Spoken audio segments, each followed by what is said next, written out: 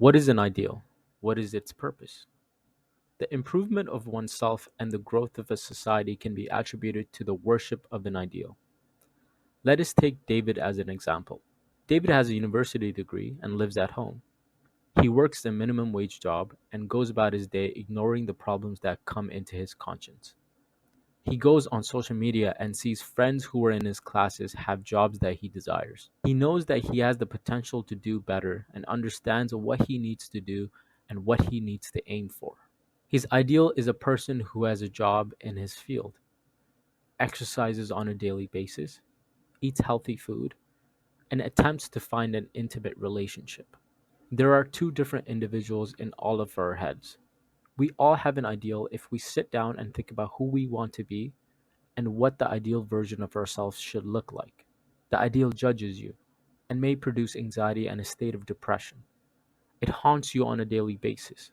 To avoid such things, we use excuses and illogical reasoning as a means to navigate the suffering. For example, David may come to the conclusion that he does not have a stable family, and this is why it is difficult for him to find a job. He is discriminated against in some ways or is disadvantaged than his classmates, and such bad luck prevents him from facing his ideal. We now have a common perception in various societies where the aim towards your ideal is prevented by various ideologies. It's okay to be weak. Everyone is different. Take your time. Don't put too much on yourself. Self care is important.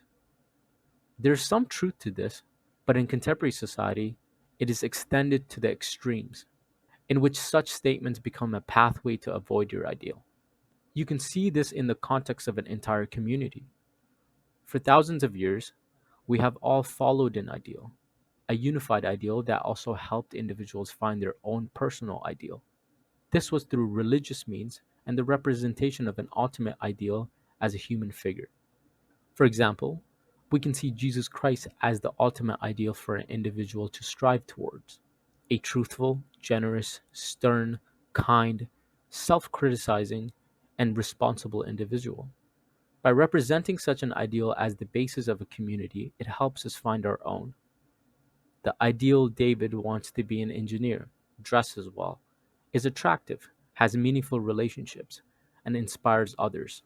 If you sit down, listen to your conscience, and ask questions: who's the ideal me? What does he or she look like? And what do I need to do to become that person?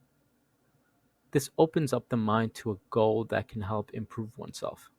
For this to happen, one must let the judgment of their ideal into their life on a daily basis.